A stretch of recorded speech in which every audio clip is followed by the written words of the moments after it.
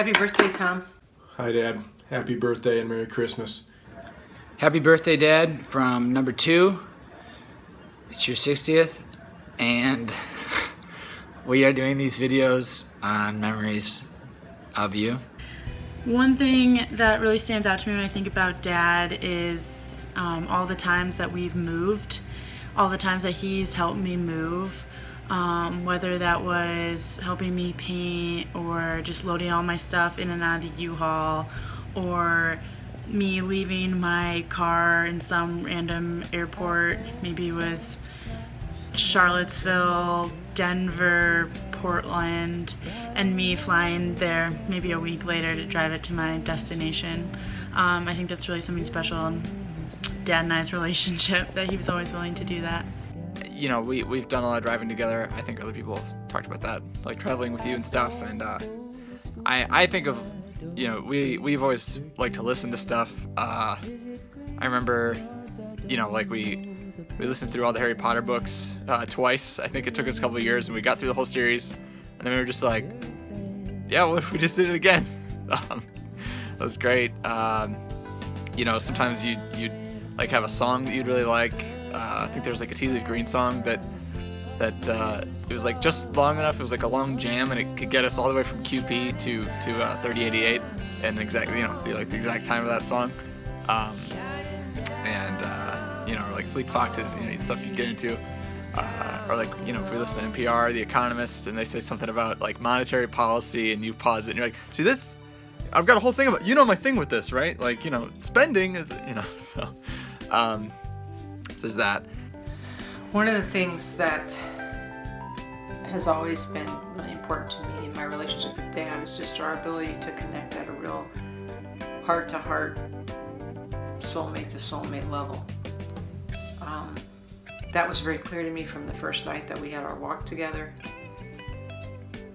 More recently, though, there was an event that we went to. It was a party at a friend of mine's house, Marilyn's, and it was someone that Dad didn't know very well.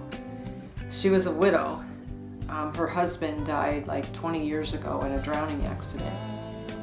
And while a lot of the other men that night were kind of walking around that party talking about sports or, I don't know, things that I guess seemed a lot less significant, you and I engaged in a very meaningful, real, I think, profound conversation for Marilyn, asking about, you know, how her husband died and what that was like. And it was clear that that was something she was open to talking about. I imagine it's not something that many people ask her about. But just the depth of caring and the depth of openness, and just that you wanted that sort of really heart-to-heart bond with another person, were willing to maybe risk what could have been a hard conversation, but in fact was a very, I think, beautiful one and kind of enlightening one for all of us. That's something that I was very proud that night, thinking, oh, that's my husband. I'm married to him. First is playing catch together in the front yard as a kid, and also in the basement. We spent hours and hours doing that, and I really loved every second of it. I hope you did too. And along with that is how you used to write names on my lunch, like Jerry Rice and Randy Moss.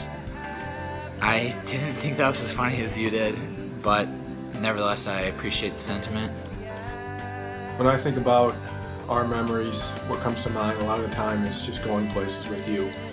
So whether it was a men's trip or going to River Falls, going to Alaska, Arizona, I always felt like those were really quality times.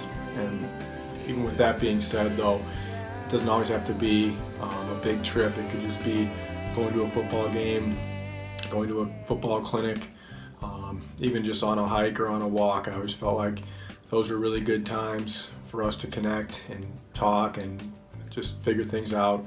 I know the other guys always felt the same way about the men's trips too. So that's kind of what stood out to me as I thought about, you know, my best memories and times that I cherish with you. Another memory I have is more specific.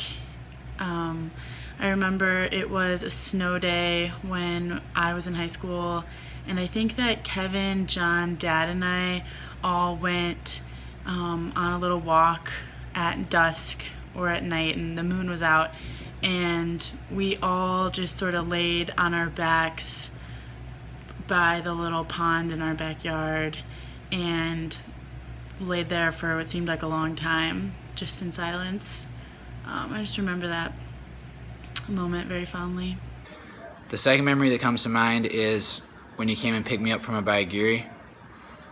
I wanted a few days of transition before coming back to Madison, and you came out and spent those days with me, and I really appreciate you doing that.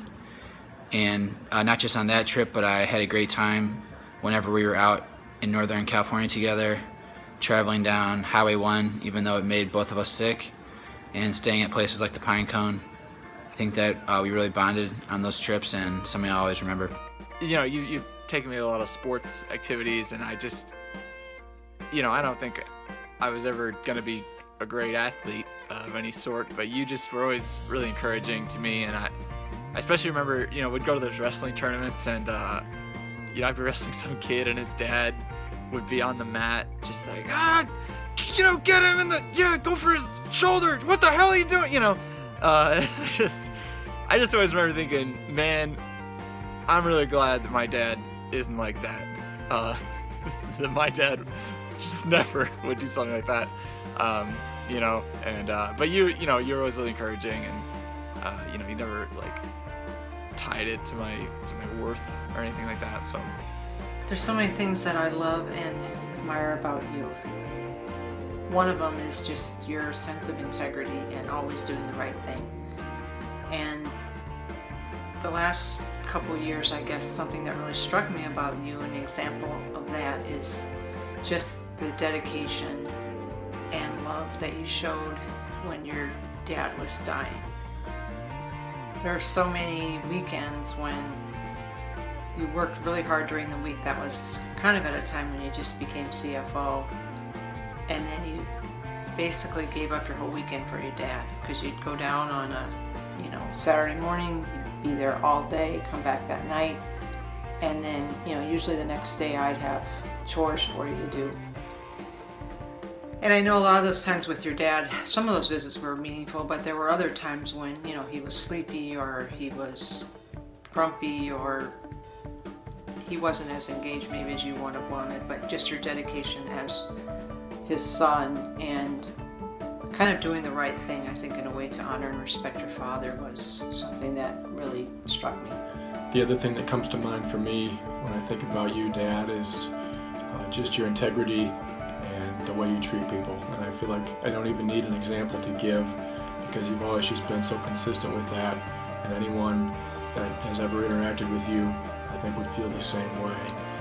And you've always just been a great role model for me and Kevin, John, and Sarah, and it's something that has been a great influence on my life, is just watching how you live yours. And I'm very grateful to have you in my life, and to have someone like you that has taught me as much as you've taught me. And a final memory or sentiment I have for Dad is when he used to correct my papers over the phone when I was in college.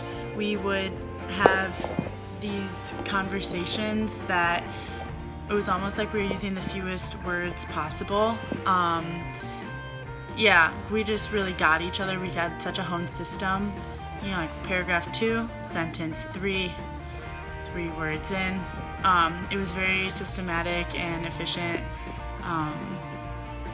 Yeah, and I just thought that's a good example of how Dad and I can kind of get on each other's page and sort of predict each other's thoughts. So thanks a lot. Happy 60th, and I'm really happy to have shared 28 years with you, and look forward to many more. All right, happy birthday, Dad. Happy 60th. I love you. Bye. happy birthday, and you know, it's been a real honor to be your son for 23 years, and I'm excited to keep going. So thanks, Dad.